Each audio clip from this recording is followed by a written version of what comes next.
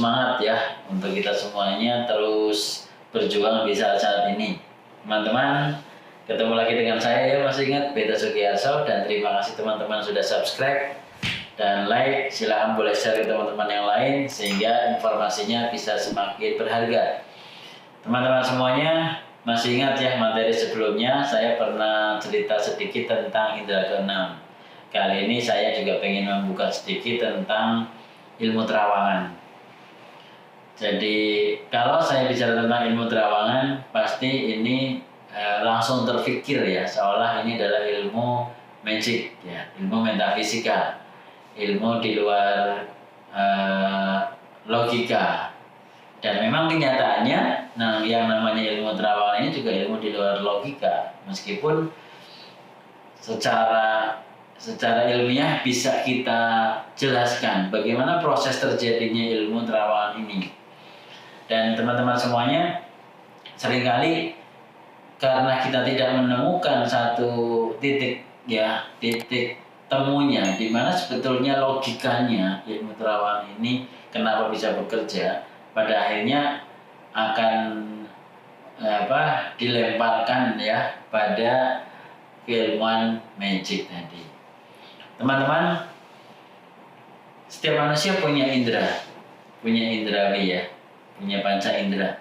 Dimana ketika panca indera itu bisa benar-benar terlatih ya dengan tajam, seperti yang saya pernah sampaikan di materi indera keenam, itu kita bisa mengetahui sesuatu yang tidak ada di sekitar kita. Apakah teman-teman percaya bahwa kemampuan pikiran kita sebetulnya bisa menembus batas ruang dan waktu? Kalaupun teman-teman saat ini belum percaya, kita boleh melihat pada produk yang dihasilkan oleh manusia, yaitu berupa handphone. Handphone itu bisa menembus batas ruang dan waktu.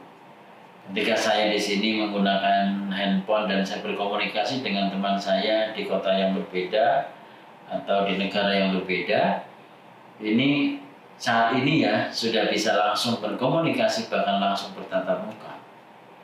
Nah, ini adalah satu contoh bahwa teknologi yang saat ini sudah mampu mewujudkan secara nyata bahwa kita bisa berkomunikasi dengan jarak yang sangat jauh ya, dengan tadi ya tempat yang banyak batasannya, namun tetap bisa berkomunikasi secara langsung.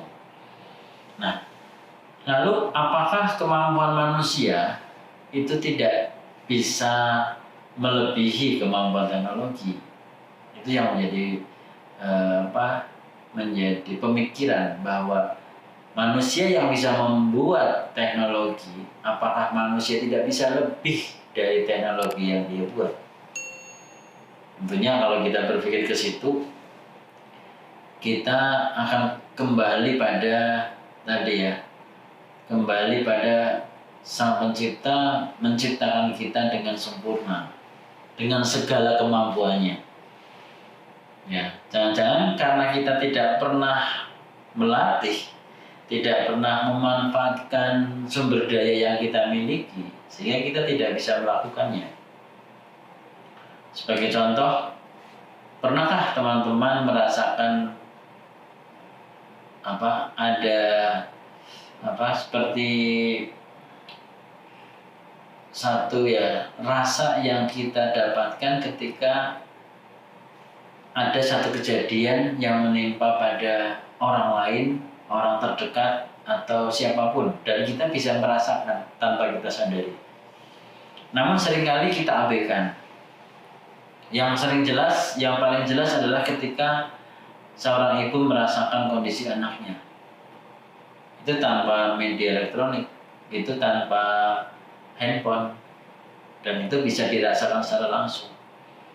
Nah, indrawi itulah yang bisa saya katakan tadi, bahwa kita punya kemampuan bisa menembus ruang, batas, dan waktu. Kita punya kemampuan berkomunikasi dengan orang lain ya, secara langsung menggunakan kemampuan diri kita.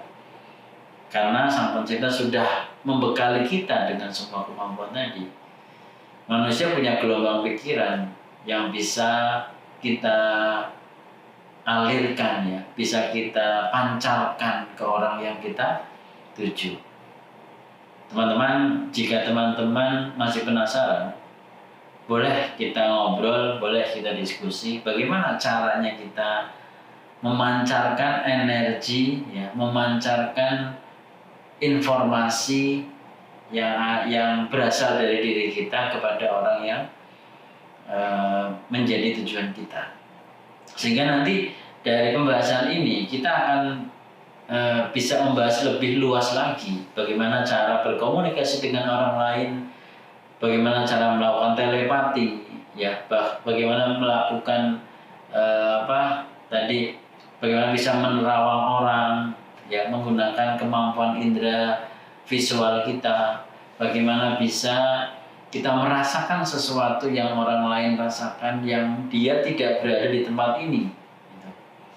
Nah, ini satu keilmuan yang sangat luar biasa dan itu sudah ada pada diri setiap manusia. Hanya sebagian orang sudah menggunakannya, meskipun menggunakan jalan yang berbeda ya, dengan metafisik atau dengan ilmu yang magic misalnya. Ada yang sudah melakukannya seperti itu.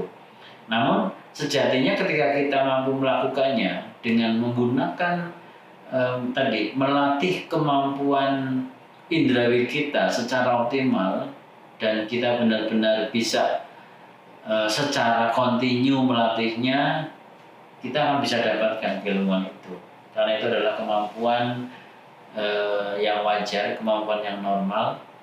Seperti halnya tangan kita diberikan kemampuan untuk mengangkat ya beban berat karena kita sering melatih. Seperti halnya kaki kita diberi kemampuan untuk lari cepat karena kita sering melatih.